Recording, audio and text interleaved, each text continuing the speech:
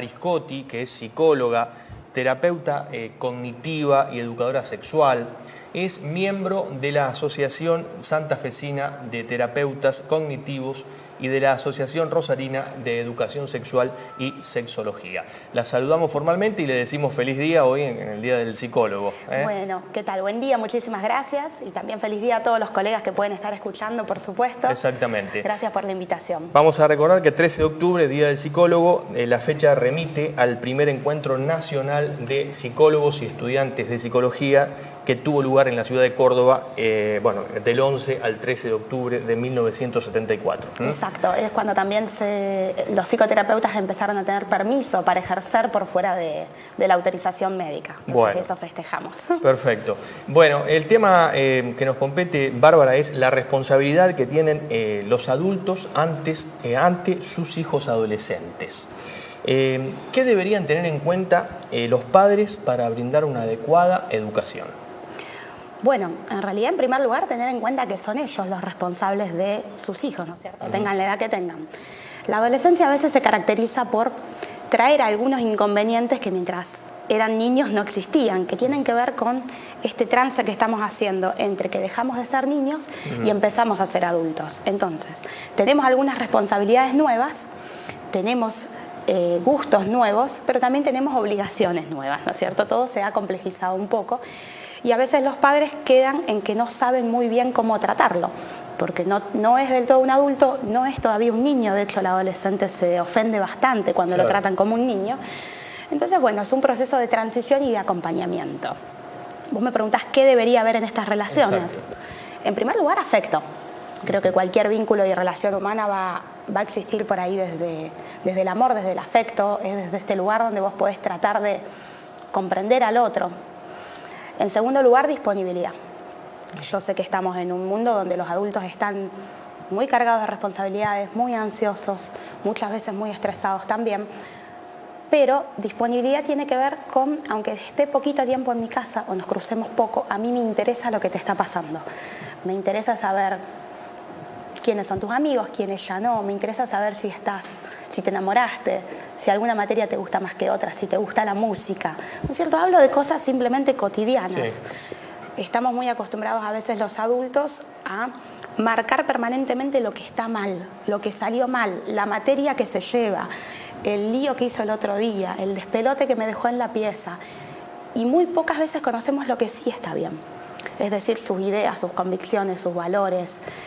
Hay muchísima concurrencia de adolescentes ahora a distintas organizaciones militantes, de lo que sea, ¿no es cierto? Sí, sí. Esto no hablo de lo partidario, hablo de organizaciones a lo mejor que tengan que ver con movimientos feministas, con el movimiento de cuidado de los animales, de la protección, con los derechos de los estudiantes. Y en esto pocas veces los adultos nos metemos, ¿no es cierto? Entonces, disponibilidad quiere decir todo. Te acepto como una persona que tiene a veces sus errores, sus pasiones, sus cosas que le salen bien, sus contestaciones feas, pero también me entero de todo esto lindo que estás construyendo con tu vida y con tu identidad. Bueno, mencioné el afecto, mencioné la disponibilidad. Tiempo juntos, aunque sea poquito. Siempre es importante que estos adolescentes que están en camino a ser adultos empiecen de a poco a familiarizarse con las responsabilidades de un adulto. Después es muy difícil a veces pedirle que haga algo que nunca hicieron y que nunca hicieron juntos tampoco, que nunca le mostraste cómo o que nunca te vieron hacerlo a vos. Claro, ¿No es cierto? Lo digo por ahí desde el trabajo en las escuelas, que muchas veces los padres se quejan de no lee, no estudia. Y vos te quedás preguntando, bueno, pero en la casa lee a alguien. ¿Vio a alguien leer en algún momento? Se como para tenerlo. Con el ejemplo se predica, siempre, ¿no? O sea, por supuesto que siempre. Hay otros modelos. Los adolescentes también van a tomar como modelos de referente a los padres de sus amigos, a los docentes, porque justamente es la edad en la cual el círculo social se amplía tanto que hay cosas que escapan a los padres.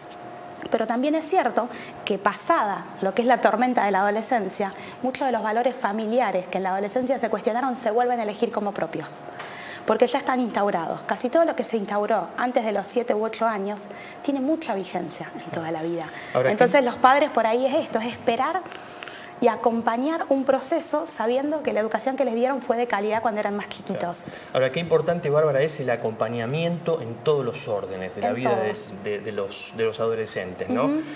Ahora, vos, el rol de los padres actualmente, ¿cómo lo ves? O sea, ¿hay mucha o bastante permisividad? Y creo que en ese sentido hay de todo un poco, sí. Hay cuestiones donde podemos decir que sí y hay cuestiones donde al contrario, asusta que no le estén permitiendo nada. ¿No es cierto? Es difícil generalizar porque tenemos tantos padres como tantos adolescentes, a lo mejor. Sí, a grandes rasgos es una sociedad que se caracteriza por el acceso rápido a la información y por las cuestiones de lo quiero ya, no puedo esperar. Esto que necesito lo quiero ahora. Entonces, en esta necesidad de que no se enoje, no se encapriche, no me deje de querer o lo que sea, le doy todo lo que necesita ya. Entonces no enseñamos que hay ciertas cosas que requieren esfuerzo, que no todo se consigue de un día para el otro. Yo creo que cuando vos me decís tienen más permisividad, en primer lugar habría que decir comparado con qué. Con generaciones anteriores sí, seguro. Sí.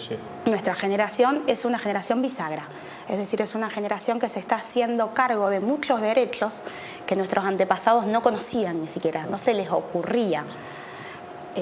Entonces, esta nueva asunción de derechos también tiene nuevas responsabilidades. Y justamente lo que se trata en todo lo que es educación es en fomentar la autonomía, por lo cual los padres a veces pecan de permisivos por justamente tener miedo de lo contrario, tener miedo de que la cuestión represiva que vivieron ellos se las quieran transmitir a sus hijos. Claro. Entonces, a veces no te quiero educar con miedo, pero te dejo hacer todo sin ningún tipo de consecuencias de lo que haces y eso también es nocivo. Generalmente ocurre los fines de semana, actualmente, donde los chicos se reúnen, hacen la denominada previa. Exacto. Y los padres avalan, inclusive le proveen la bebida alcohólica para que puedan consumir antes de ir a los boliches bailables. Entonces digo, esto también es un poco, es como que estamos poniendo, los adultos nos estamos poniendo en lugar de ellos, pero también le damos permiso para eso, ¿no? Por supuesto. Y después nos lamentamos porque ocurren las cosas que ocurren, violencia, muertes. Bueno, vamos a citar el caso de Costa Salguero, ¿no? El caso de la fiesta, exacto.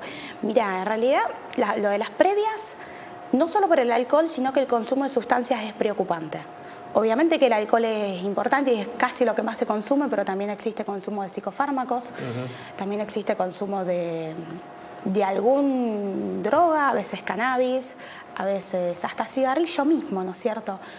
Es una etapa donde casi todo lo que no conozco lo voy a querer probar, claro, lamentablemente. En esto sí preocupa mucho cuando los adultos transgreden la ley para darle esto a los chicos. Es decir, muchas veces son los adultos los que compran, claro, para todos los adolescentes que se reúnen en su casa, les compran alcohol. Muchas veces son los adultos los que dan el auto también, cuando no hay un carnet de conducir. Sí. Y estamos acostumbrados a lamentar la desgracia, pero en realidad es desgracias que se podían evitar también, ¿no es cierto? Marcando desde la casa. Nuestra sociedad se maneja así. Vos hasta que no tengas tanta edad no vas a poder acceder a todo esto, porque es el pacto que nosotros hicimos como sociedad, ¿no es cierto? Y realmente ponerse a comprar alcohol para los chicos es transgredir la ley de alguna manera. También hay que ver, todas veces pasa en una familia, tomamos una cerveza todos juntos, bueno, pero a lo mejor hay supervisión. El problema es cuando los chicos se quedan en alguna casa, toman incontrolablemente, mezclan todo con todo y después no hubo ningún adulto presente.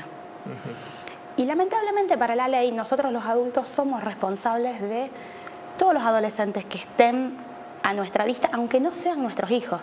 Claro. Si estamos en tu casa, Marcelo, vos vas a ser el responsable de lo que sucede en esa casa. Seguro. Entonces eso es lo que hay que marcar también como fundamental. Bárbara, ¿falla la comunicación entre padres e hijos? Falla la comunicación muchísimo. Entre padres e hijos, entre padres y docentes, entre padres y profesionales. Falla mucho la comunicación. Desde los dos lados, muchas veces se cree que el adolescente, por ser joven o por estar tan apasionado, no tiene nada bueno para decir. Entonces no se lo escucha. Desde el lado del adolescente pierde rápidamente el respeto a una persona que no es capaz de escucharlo o una persona que hace más hincapié en una nota baja que en todo el trabajo que está haciendo los sábados cuando ayuda con la protectora de animales, ¿no es cierto? Hablo de estos. Después, desde el rol de los adultos, como lo decía al principio, la disponibilidad es difícil.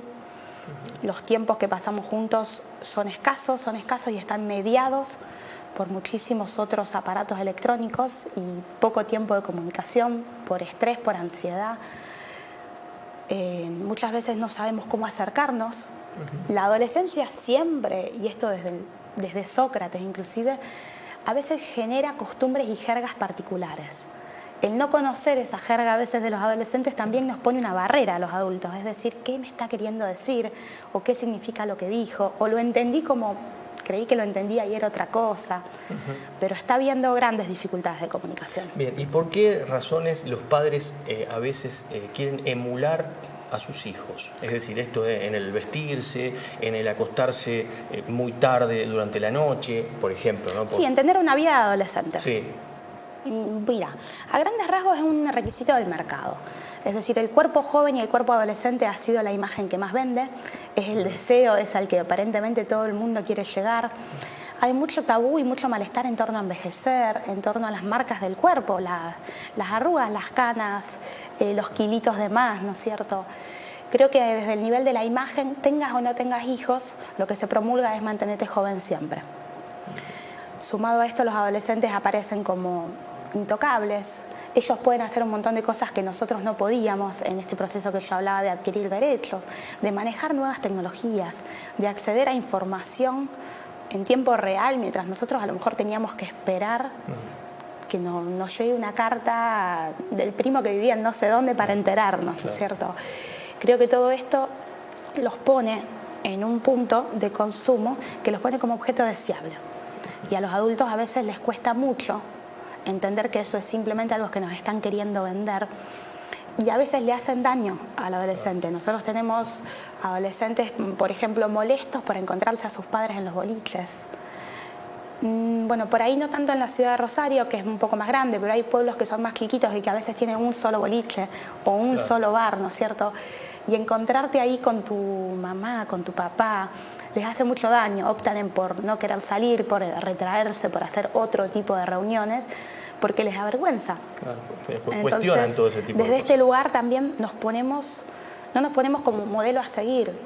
Tratamos de ser amigos de ellos y después no hay forma de ponerle un límite. Claro. Esa es la dificultad. Un padre violento. Sí. ¿Esto implica que el chico adolescente cuando sea adulto también va a ser violento? En realidad la violencia genera a grandes rasgos dos tipos de conducta. Una puede ser la copia, es decir, la violencia. En general, la frustración genera agresión. Entonces, imagínate la cantidad de violencia que vos has sufrido y te la tuviste que callar. Muchas veces el padre violento tiene esto de, lo digo yo, a vos no te voy a escuchar, cállate la boca. Entonces, bueno, me trago la bronca y después la descargo con alguien que considero más débil. O hay otro tipo de personalidades que simplemente se quedan en inhibición. Es decir, que no pueden descargar esa bronca con nadie y lo que quedan es en un retraimiento, aislamiento, cada vez menos amigos, menos confianza en la gente. Reproducen en su vida relaciones violentas, es decir, buscan otras personas como compañeros o compañeras que los van a violentar también. Es muy difícil predecir cuál de las dos conductas va a suceder. Pueden copiarlo positivamente o pueden retraerse tanto que se quedan sin mecanismo de defensa. Y eso a veces es un poquito más complejo, tiene que ver con otras características de la personalidad, o sea, que también. No es lineal, digamos. No es lineal, no es que la violencia genera violencia, eso seguro. El tema es que esa violencia puede ser sobre otros o sobre sí mismo. Una persona que es violenta consigo mismo es una persona depresiva, es una persona con tendencia al suicidio, es una persona con conductas de riesgo, digamos. ¿Es violencia? Psicológicamente sí, pero la diferencia es con quién la descargamos, si con otros o queda todo para adentro, nos hacemos daño. Bárbara Mariscotti, el tema sexualidad, ¿sigue siendo tabú en las familias hoy, en las conversaciones entre las familias? Por suerte no tanto, no tanto. Sigue habiendo poco conocimiento. Y sigue transmitiéndose mal el conocimiento también. En algunas familias y en algunos colegios, si bien existe la ley de educación sexual integral, opera desde el miedo. Entonces te enseñan todo lo que te puede pasar y te empapelan el salón con los afiches de las enfermedades y no enseñan lo positivo, no enseñan el placer, el contacto, el amor, lo lindo de manifestarse, lo lindo de conocer tu cuerpo. Pero por suerte no es tan tabú. A grandes rasgos casi todas las familias por lo menos coinciden en que necesitan educación sexual los adolescentes y que si ellos no les la pueden dar, están de acuerdo en que la escuela la brinde o en que un profesional los brinde.